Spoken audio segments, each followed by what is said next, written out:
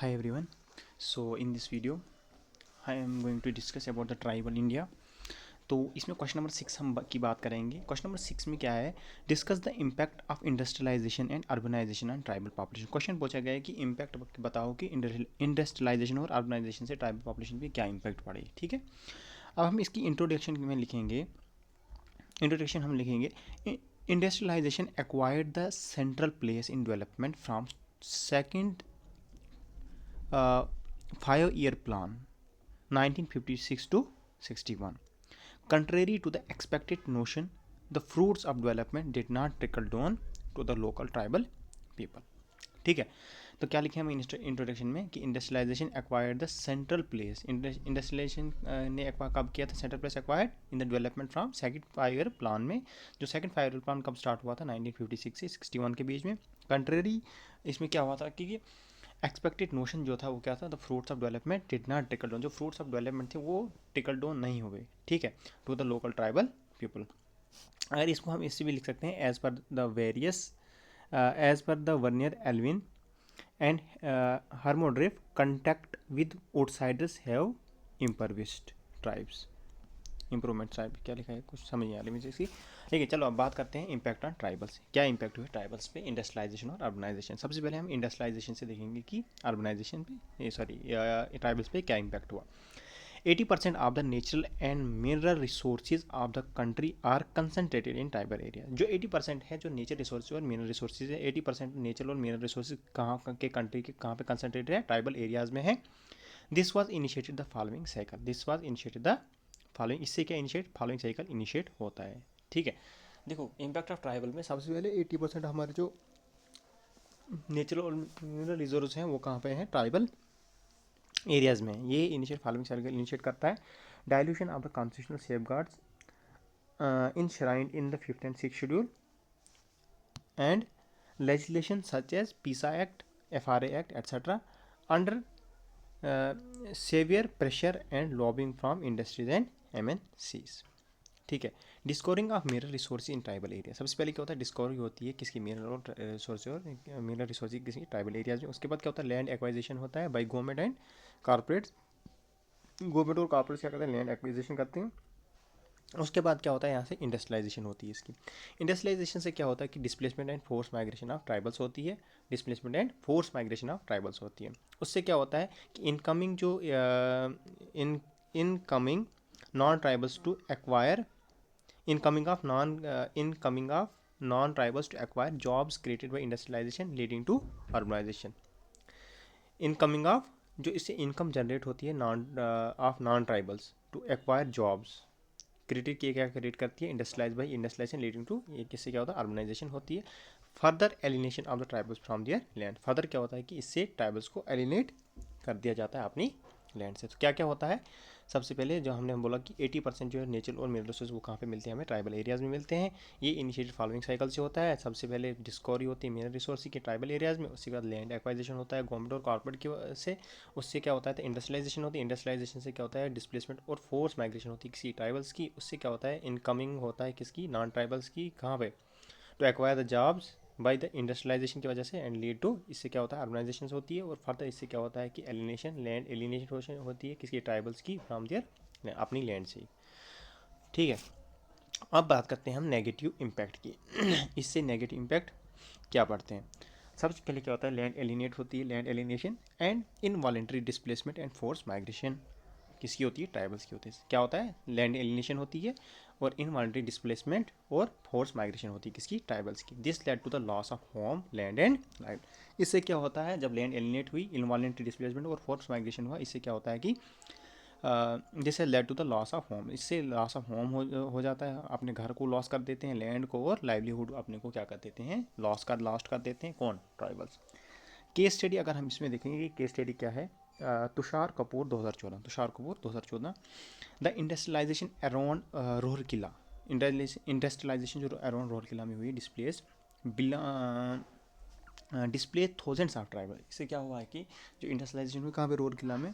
तुषार कपूर 2014 के case study की, जो इंडस्ट्रियलाइजेशन हुई कहाँ पे, रोहरकिला के अराउंड, उससे डिस्प्लेस हुए थाउजेंड्स ऑफ ट्राइबल डिस्प्लेस हुए हैं।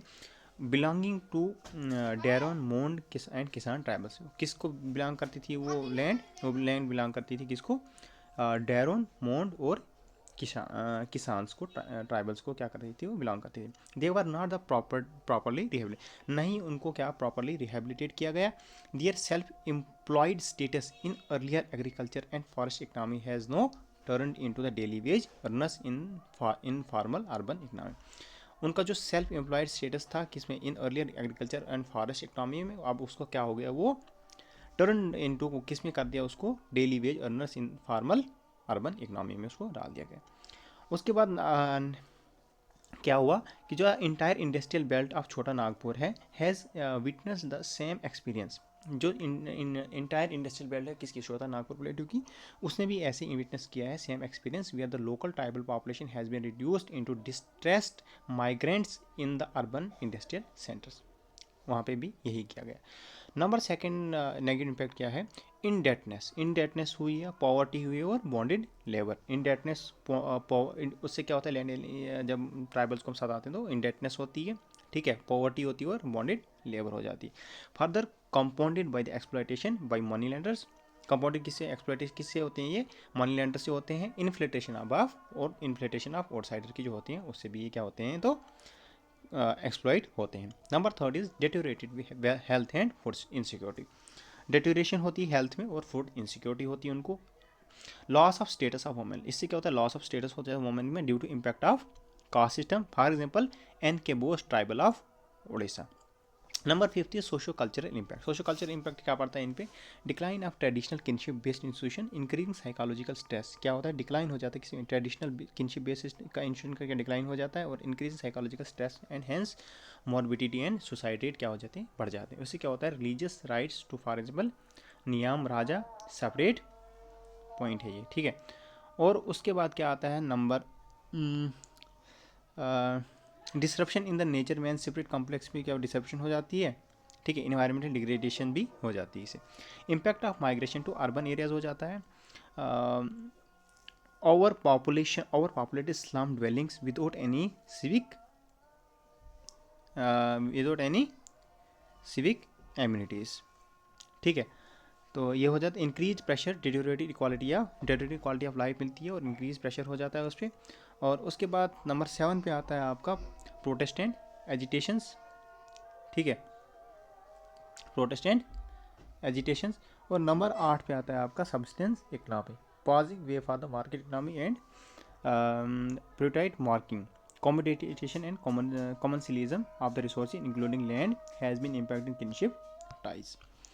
अब पॉजिटिव इम्पैक्ट क्या हुआ इससे? There have been some positives in form of better employment, in form of better employment मिली उनको, एजुकेशन मिला, सिविक एम्यूनिटीज़ मिली उनको, है ना। For example industries in Jamshedpur benefited the Santhals. Industries जो जमशेदपुर में उन्होंने क्या किया? बेनिफिट किया किसको? संथाल्स को, by increasing education as well as employment opportunities. It also promoted caste free and class free occupation structures. Number second क्या बेनिफिट मिला है उनको? पॉजिटिव इम्पैक्ट हुआ इससे। Contact with urban communities has broaden, जो कंटेक्ट अर्बन कम्युनिटी वो क्या हुआ? ब्रॉडन होगा their the view of tribals enabling their better integration into the national main city. अच्छा, as a result of education, as a result of education से क्या हुआ? They have more politically conscious and aware of their rights. अब हम suggestions क्या देंगे इसको? Suggestion क्या देंगे कि tribals to be the partners in development, जैसे बी डी शर्मा ने बोला था। Impact skills and training, impart skills and training, preferential employment in the same industry.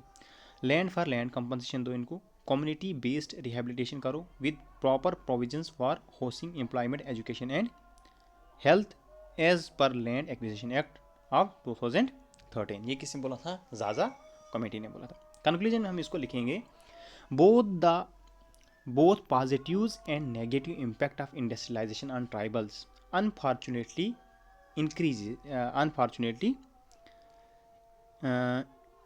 increases have been mostly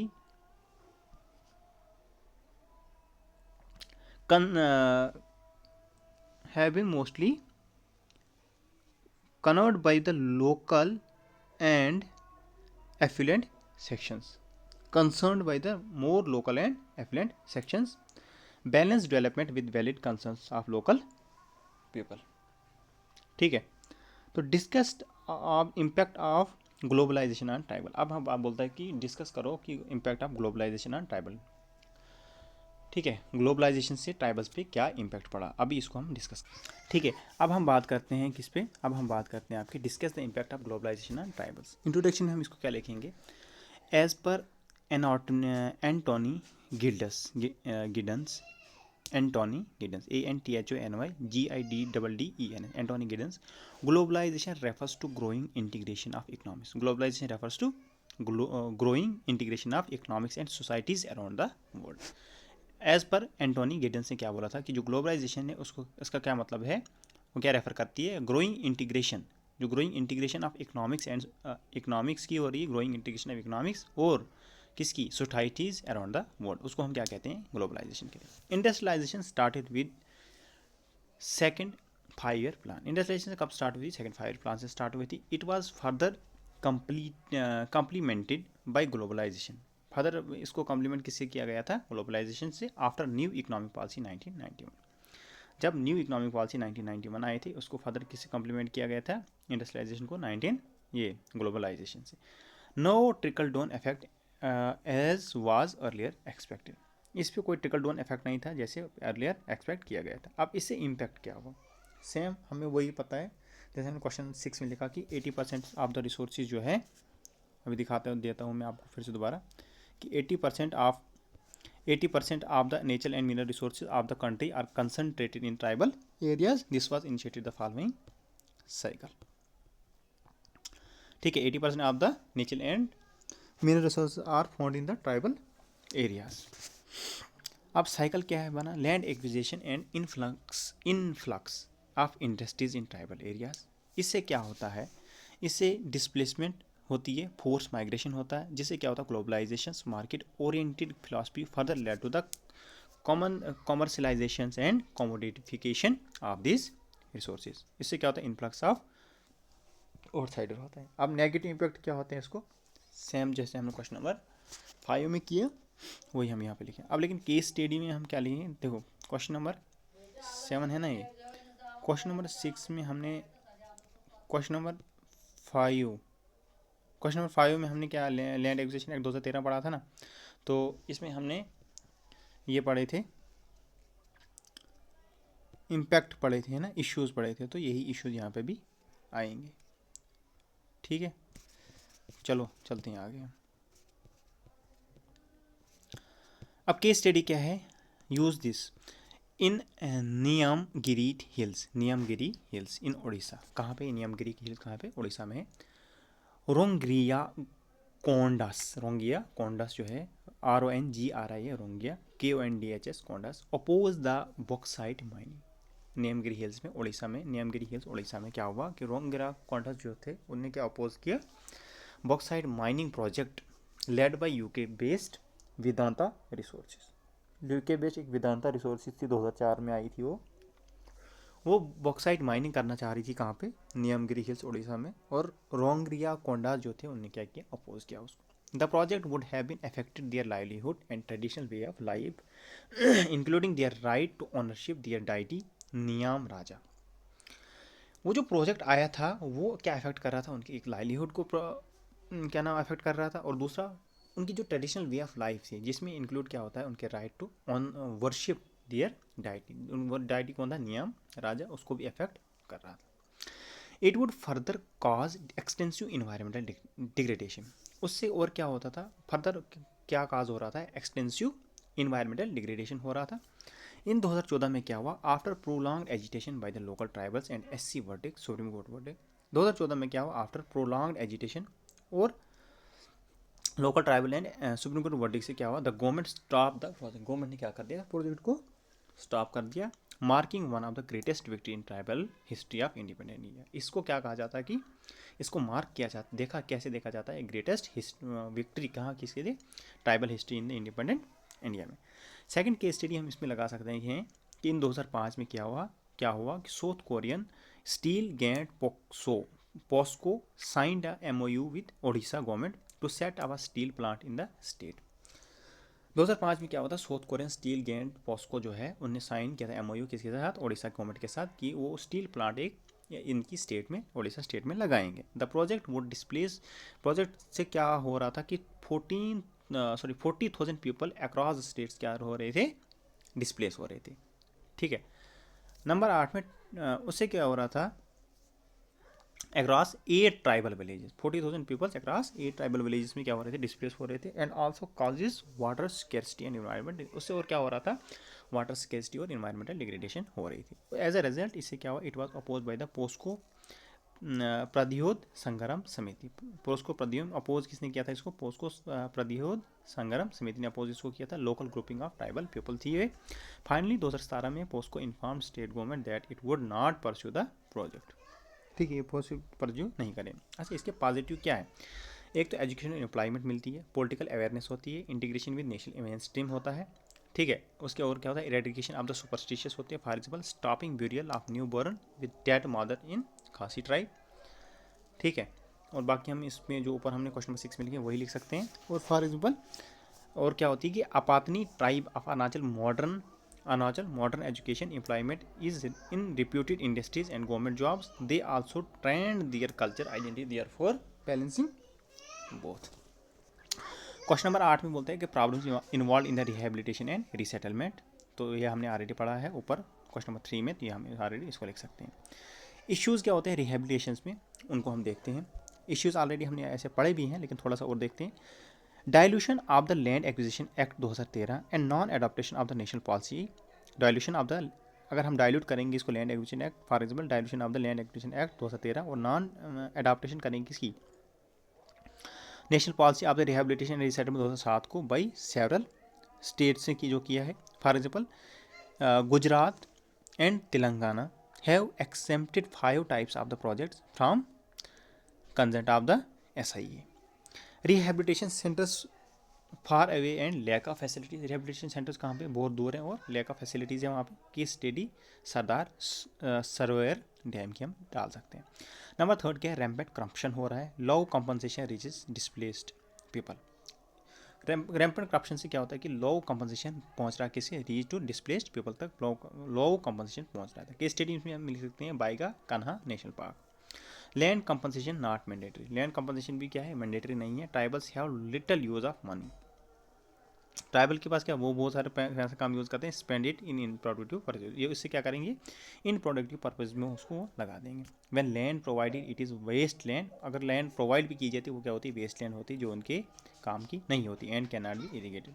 no time line for rehabilitation, नहीं कोई time line होती किसी rehabilitation करने के लिए, कोई टाइम लाइन नहीं होती। नंबर 6 डेफिनेशन ऑफ ओट्सटी, that is who can claim, means कौन क्लेम करेगा rehabilitation benefits, including only those who lost their home or farmland, no rehabilitation for artisan tribes who also lost their livelihood, thus excluding many. Number 7 is no specific benefit in case of small intensity displacement, अगर less than 200 families displace हो रही थी उसके लिए कोई भी specific benefit नहीं दिया जाएगा। Number 8 is rupture of cultural ties and disruption of nature man separate complex. Rupture क्या हो रहा है, कल्चर टाइज को भी रप्चर कर रहे हैं और उसके बाद डिसरप्ट कर रहे हैं किसको, नेचर मैन सेपरेट कॉम्प्लेक्स को। Whole villages are not rehabilitated together, many times tribals are subjected to multiple displacement. Polavaram irrigation project in Andhra Pradesh में जो हुआ है, while will displace about 1 lakh families, उससे क्या हुआ कि 1 लाख फैमिली डिस्प्लेस होते हैं on competition. It will submerge scheduled areas with predominate tribal population of Gond, Chenchu and Badagas. ठीक है, नेक्स्ट है हमारे पास, अब बात करते हैं यूनिट 7 की। यूनिट 7 में सबसे पहले आता है हमारे पास what are the constitution safeguards for STs, constitution safeguard for STs. ठीक है, उसके बाद आता है what are the problems of exploitation and deprivation of STs. तो what are the constitution safeguard for STs, ये हमने पीछे कर लिया है, इसको हम वहाँ से कर लेंगे। अभी मैं आपको बताता हूँ, अगर मुझे और मिलेगा ये तो मैं करा देता हूँ। अच्छा चलो नेक्स्ट क्वेश्चन करते हैं, critically evaluate the constitution safeguards for scheduled tribes. अच्छा इसमें क्या लिख सकते हैं हम, ये 7.1 में है, ऊपर जो हमने क्वेश्चन अभी पढ़ा था, the president of India as directed in article 366 sub clause 25, president of India as directed in article 366 sub clause 25 can declare any community or a part of it is a tribe under article 342 part sub clause 1।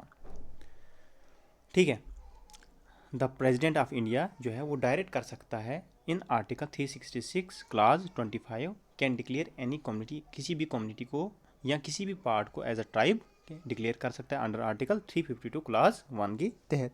Such communities are known as scheduled tribes, इसी communities को क्या कहा जाता है, scheduled tribes कहा जाता है। For their protection against the exploitation and socio economic development. Constitution provides certain constitution ने सर्टेन सेफगार्ड्स प्रोवाइड किए हैं किसी in pursuance of the following directive principles. Article 38 बोलता है the state shall promote the welfare of citizen by establishing a just social order. State क्या करनी चाहिए, article 38 कहता है कि state shall promote the welfare of citizen by establishing a just social order. Article 46 कहता है the state shall promote the education and economic interest of the STs and protect them from the exploitation and unjust. Article 46 क्या कहता है, state shall promote educational and economic interest of STs and protect them from exploitation and injustice. Other safeguards क्या हैं for STC in the brief include ये क्या करता है, article 15 class 4 क्या बोलता है, article 15 class 4 the state can make any special provision for their advantage. ठीक है, state make any provision for their advantage, prohibits any kind of discrimination. For instance जैसे हम लिखते हैं 7.5% जो रिजर्वेशन है इन हायर एजुकेशन इंस्टीट्यूशंस में किसके लिए है, इन हायर एजुकेशन इंस्टीट्यूशन किसके लिए है, एसटीज के लिए। ठीक है, आर्टिकल 15 क्लास 5 क्या बोलता है, ये बोलता है the state can make any special provision for the admission in private educational institutions. ठीक, आर्टिकल 16 क्लास 4 बोलता है कि 7.5% reservation in the public post and appointment होनी चाहिए। ठीक है, restrictions for ordinary citizen from moving freely और settling in tribal areas. Article 19 class 5 कहता है reasonable restriction of the freedom of movement in tribal areas, means restriction of ordinary citizen from moving freely और settling in tribal areas. Article 23 कहता है prohibits of human trafficking, beggar and other forms of the bonded labour. Article 244 कहता है कि applicability of the provisions of the 5th and 6th schedule. Article 330 और 332 कहता है कि reservation in Lok Sabha and state legislative assemblies में 243D reservation for ST in panchayat election में होनी चाहिए। ठीक है, आर्टिकल 338A कहता है कि appointment of the national commission for ST and scheduled tribes and investigates and all monitors all matters relating to safeguard provided for STs. Article 339 कहता है कि appointment of the committee by president to report on the administration of STs. For example, Debar Commission 1960 and Bhuria Commission 2002। Critic क्या बोलता है, इसकी critic क्या है, to uphold constitution spirit several historic legislation have been enacted. To uphold constitution spirit several legislation have been enacted including SC/ST prevention of atrocities act 1989, PESA 1996, forest right act 2006, tribal sub plan strategy has been based on the facilitating tribal development. However, the following statistics prove that we have a long way to go. 40.6% of the STs live below poverty line। 40.6% जो STs हैं scheduled tribes हैं वो कहाँ रह रहे हैं, below poverty line में रह रहे हैं। The highest among all the groups. National average कितनी है, 20%। एज पर SECC 2011 का डेटा जो है वो कहता है कि 79% ऑफ द रूरल ST जो है वो हाउस होल्ड्स आर डिप्राइव्ड, उनको क्या किया है, डिप्राइव कर दिया गया है 79% को। नंबर 3 में है ड्यूरिंग 1961 टू 2001 में क्या हुआ, जो लिटरेसी रेट है STs का वो रोज़ के कहाँ से हुआ था, 88% से 59% चले गया था, but showed a reduction of only 5% from the all India average. Mortality rate indicators of ST are almost double. Mortality rate जो थे इंडिकेटर STs के ऑलमोस्ट डबल हो गए थे that national average. Against national average कितनी थी, 73%। Researchers show that 47% of the displace due to developmental works और STs. 47% जो डिस्प्लेस हुए थे उसमें कितने थे डेवलपमेंट वर्क्स जो हो रहे थे एसटीज के पॉपुलेशन में, वो एसटीज 47% क्या हुए थे, डिस्प्लेस हुए थे।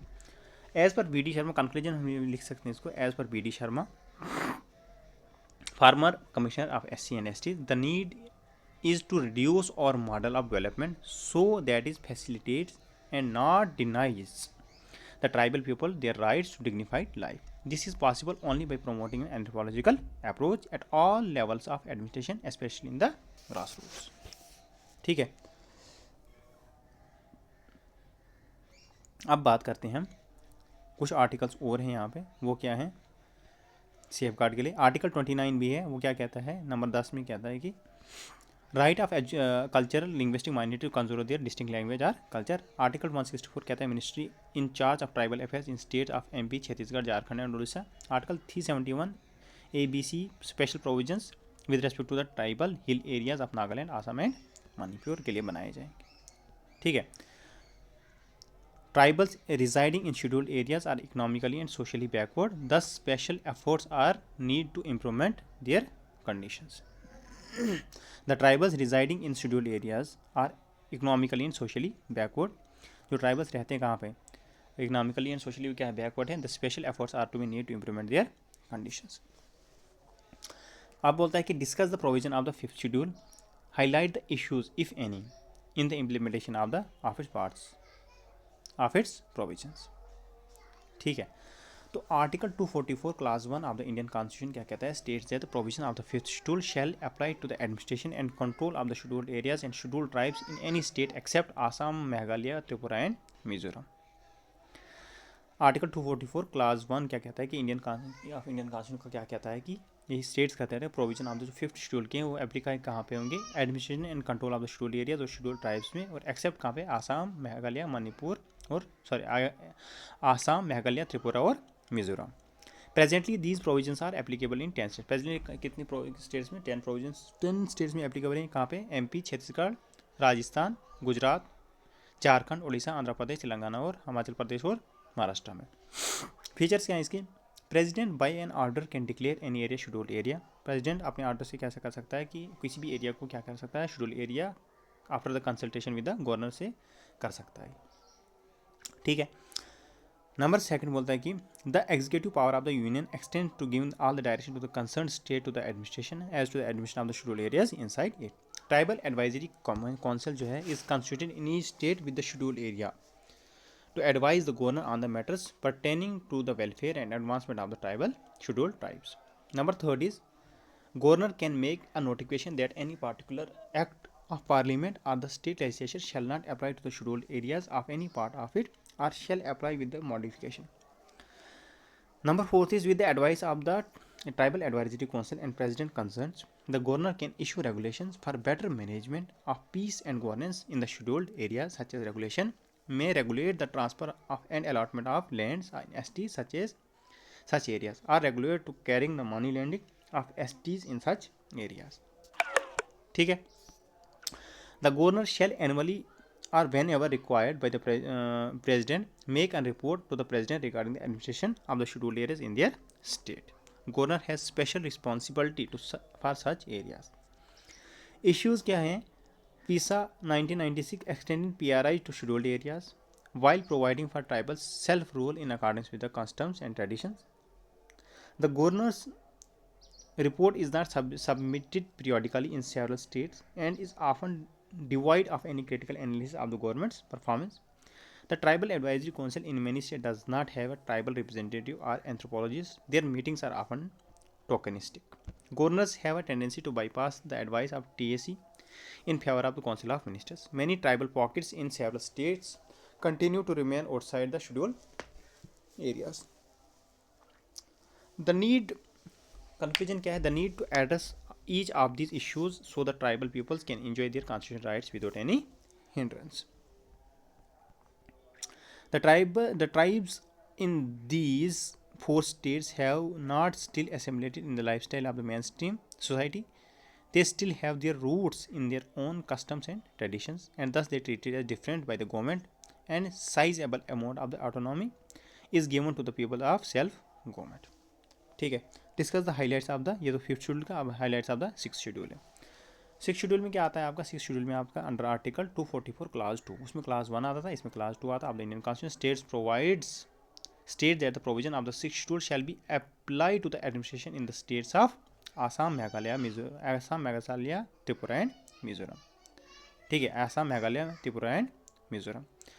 फीचर्स क्या है इसके? The members of the district councils are elected by the adult franchise, some of them are nominated by the governor. The governor is empowered to declare the tribal dominated districts or areas of the states are as autonomous district regions by order of each of the following district council, region council. Currently there are 10 such councils. Autonomous district council होनी चाहिए। These councils have the power to make laws on certain matters local importance, but such shall require the assent of the governor.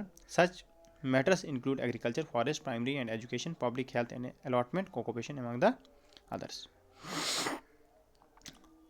The laws made by the state legislatures on subject that comes within the jurisdiction of the council would not extend without any approval of the council. उसके बाद बोलता है marriage, divorce, canal water, shifting, cultivation, money lending etcetera, ये सब किस में आते हैं आपके पार्ट पॉइंट 2 के अंदर। पॉइंट 4 बोलता है कि the councils have been endowed of the civil and criminal judicial power. For example they can constitute village councils or courts for tribal suits and cases between the tribals. The governor can appoint commission to report the administration of the autonomous district regions. She can also administration of the recommendation of the commission. The act of the parliament of the state do not apply autonomous district and the autonomous regions apply with the specified modification and expectation. Number 7 point बोलता है कि they are also empowered to assess and collect land revenue and impose certain specified taxes. अब issues क्या है? The councils do not have limited any financial autonomy, making them dependent on the union's states grants. Governor's asset is influenced by the council of ministers, which at times goes against the proposed legislation of the council. The council often clash with the Panchayati Raj institution over matters of jurisdiction. Minimal women and minority representation in the councils. It is occasionally reported that the functions of the councils are taken away by the state government. Tendency of these councils towards ethnic polarization, biasness towards the special tribal groups. There is no defined period of the recommendation of a dissolved council. Elections are not held regularly. Conclusion में हम लिख सकते हैं इसको, the recent cabinet decision to enhance the financial and executive power of the 10 autonomous council. The recent cabinet decision to enhance the financial and executive power of the 10 autonomous council will hopefully address some of the issues. Similarly other issues may be taken care of that the tribal peoples of northeast can enjoy their constitutional rights without any hindrance.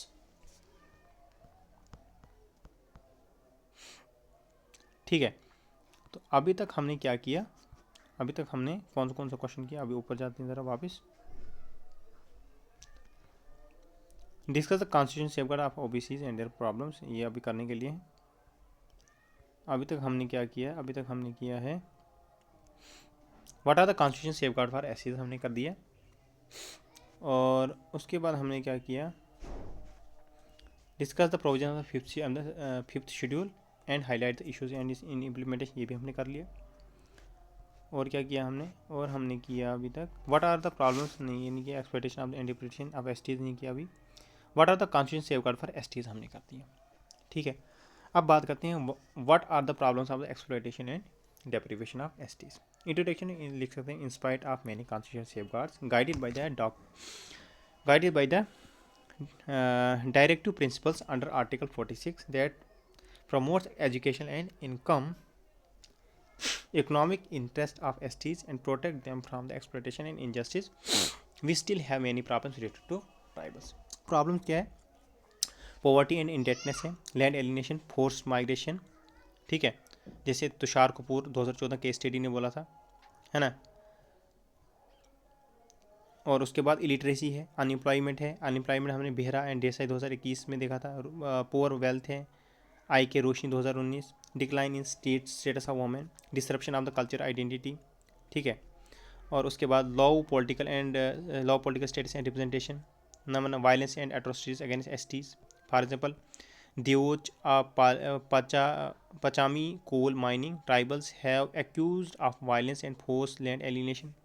अब steps क्या लिए जाते हैं इसमें? Steps taken, tribal sub plan has been the basis of tribal development, constitution safeguard किया जाएगा उनका। पीसा 1996 जिसमें SC/STs prevention of atrocity act 1989 को लागू किया जाएगा। FRA 2006, लैंड एक्विजिशन एक्ट 2013 और अदर स्टेप्स फ्राम 6.2 एंड 6.3 से उठा सकते हैं। सजेशन एंड रिकमेंडेशन में क्या आता है? Make tribals partners in development by importing new skills, proper implementation of laws in letters and spirit, provision of accountability and transparency and in implementation होनी चाहिए। Infra health and education, infrastructure health and education के लिए होना चाहिए। Employment होनी चाहिए, labour based processing industry in tribal area for increase agriculture productivity through micro watershed development programme, land for land compensation, rehabilitation of entire community together etcetera. Next है discuss the provision of the fifth schedule and highlight the issues on it's implementation. ये हमने कर लिया नीचे। Discuss the provision of the six schedule and highlight the issues in its implementation, ये भी हमने कर लिया। अब है difference between fifth schedule and six schedule. देखो फिफ्थ शेड्यूल आता है आपका आर्टिकल 241 क्लास 1 में और सिक्स शेड्यूल आता है आर्टिकल 244 क्लास 2 में आता है। इसमें आते हैं आपके 10 states, tribes and socially and economically backward जो हैं special efforts for this improvement किए जा रहे हैं। लेकिन इसमें क्या आता है आपका 4th नॉर्थ ईस्टर्न स्टेट्स आते हैं, ट्राइब्स आते हैं, हैव नॉट जिसको हम assimilated lifestyles of mainstream जिन्हें अभी तक नहीं किया, still have their roots in their own customs. इसमें ये इसको नोटिफाइड कौन करता है? प्रेसिडेंट करता है in constitution with the governor fifth schedule में। और सिक्स शेड्यूल में करता है, इसको डिक्लेयर करता है कौन? गवर्नर करता है एज एन ऑटोनॉमस डिस्ट्रिक्ट और रीजन। ठीक है। इसमें setting up of the tribal advisory council होती है, ट्राइबल एडवाइजरी काउंसिल होती है इसमें। इसमें क्या होता है? District council majority number elected by the universal adult franchise, rest nominated by the governor. TAC क्या होती है? इसमें सिर्फ ओनली एडवाइजरी पावर होती है इसके पास, है ना। यहाँ पे डिस्ट्रिक्ट काउंसिल के पास क्या होती है आपकी? ज़्यादा पावर होती है। ठीक, यही करते हैं। No judicial or revenue powers with TAC। ठीक है। फिफ्थ शेड्यूल में जुडिशियल और रेवेन्यू पावर TAC के पास नहीं होती, इस district council has judicial revenue power दोनों होती है। एनुअल रिपोर्ट किसको? गवर्नर को प्रेसिडेंट को देनी पड़ती है। इसमें no such annual report, six schedule में कोई भी ऐसी एनुअल रिपोर्ट नहीं होती है, but governor can appoint a commission to report. Similarity क्या है दोनों के बीच में? एक्ट ऑफ पार्लियामेंट दोनों से बनी है, स्टेट लेजिस्लेचर से बना है। Do not apply to such areas or apply with certain modification. अब what are the constitution safeguard for एसीज, ये भी हमने कर लिया। ठीक है। What are the problems of exploitation and deprivation of एसीज। ठीक है। अब बात करते हैं एक्सप्लॉयटेशन और डिप्रीवेशन ऑफ एसीज के बारे में। आर्टिकल 341 क्या बोलता है कि आप the constitution specifies certain caste group and communities of ACs they can traditionally face discrimination and deprivation by virtue of being at the lowest division of Hindu social order. Article 341 क्या 41 क्या आप द कॉन्स्टिट्यूशन क्या specify करता है? Certain caste groups and communities of एसीज जो हैं, certain caste and communities of एसीज शेड्यूल कास्ट में, दे हैव ट्रेडिशनली फेस, जिनने ट्रेडिशनली क्या फेस किया? डिस्क्रिमिनेशन फेस किया और deprivation by virtue of being, caste की वजह से lowest division of Hindu social order में रहने की वजह से उन्हें ट्रेडिशनली डिस्क्रिमिनेशन और डिप्रीवेशन फेस किया है।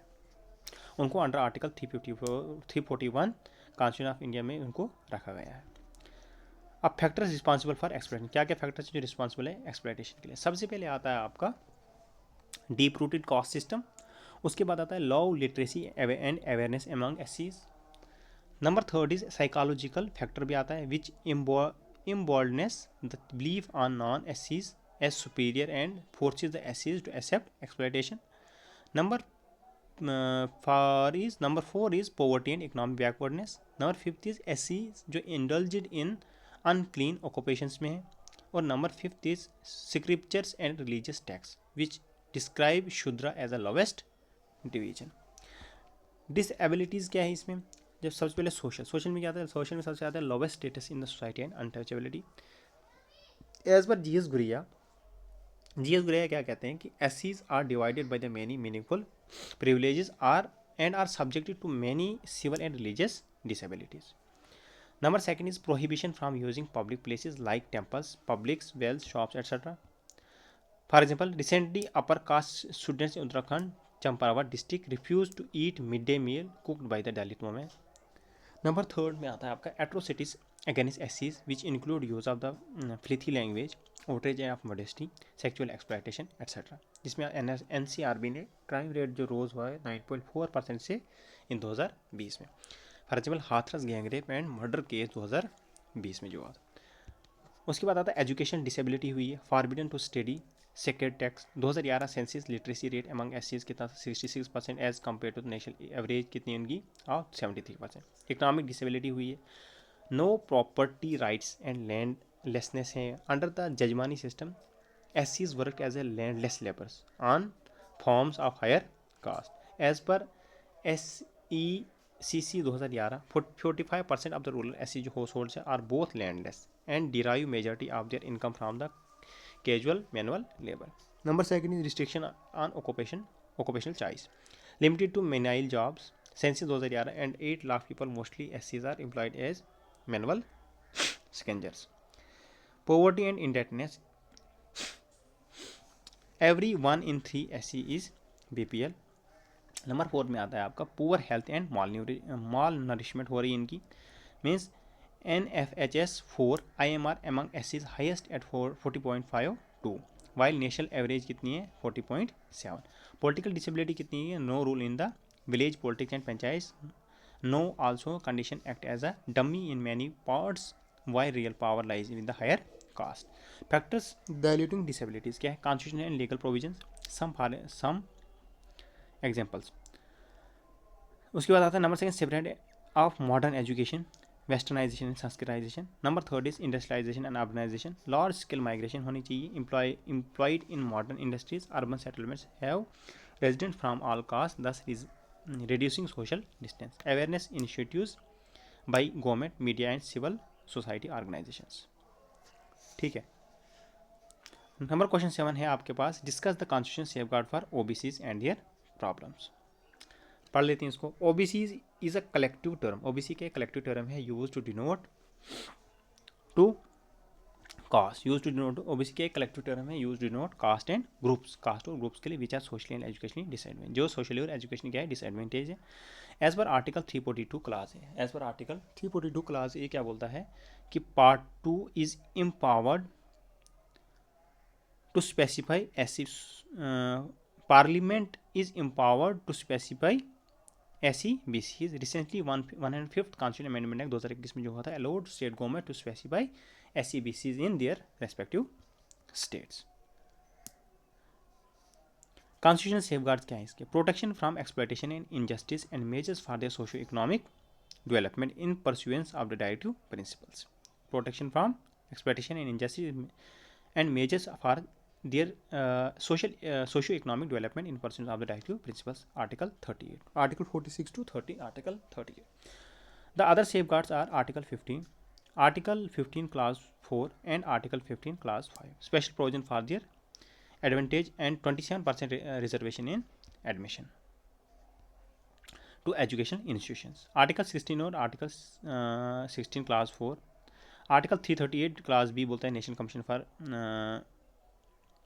ओबीसीज 107 कॉन्स्टिट्यूमेंट 2018 में जो आया था. आर्टिकल 340 बोलता है कि प्रेसिडेंट में appoint a commission to investigates the condition of the backward classes. In 1953 Kaka Kalelkar commission बनाई गई थी. 1979 Mandal commission said OBCs make 52% of the population recommended by the 27% reservation. 2017 में जस्टिस रोहिणी कमीशन आई थी इसके लिए, which is looking into the sub categorisation among the OBC to ensure equitable sharing of benefits among all the sub caste with in OBCs. Other measures for OBCs क्या है, national backward classes finance and development cooperation, ठीक है, NBC FDC बनाई गई, implementing various schemes for OBC related to skill development, education loan and scholarship, entrepreneurship support and micro finance support. Problems क्या है इसमें, इन इक्विटेबिलिटी, around 97% of the jobs and educated seats have gone to just 25% of the subcaste among OBCs. ठीक है, ये थी किसकी finding of justice Rohini commission की. Politicisation of OBCs, refreshed caste sentiments lead to inter community and inter caste conflicts, representation in government services less than prescribe 27%, poverty, lack of awareness and illiteracy, और number 5 is lack of sufficient data. Suggestion क्या है? Suggestion है इसमें sub categorisation of the OBCs as per recommendation of the justice Rohini commission, equitable distribution of benefits इसको हम कहते हैं। Following reservation vote of total 27%, 10% किसमें dominate OBC with large population, 9% दूसरे, 6% and 2% to those of the caste who have not yet been benefit from the 27% of reservation quota. Reading of all available data from NSSO NFHCs notify holistically to develop schemes, prevent caste based politics। ठीक है, तो ये भी हो गया, ये भी हो गया critically constitution safeguard for STs, ये भी हो गया हमारा, ये क्वेश्चन भी हो गया, ये क्वेश्चन भी हो गया। 5th schedule highlights, 6th schedule highlights भी हमारी हो गई, हाँ ये भी हो गया। ठीक है, तो critically evaluate of the safeguard of the schedule area, ये भी हमारा हो गया।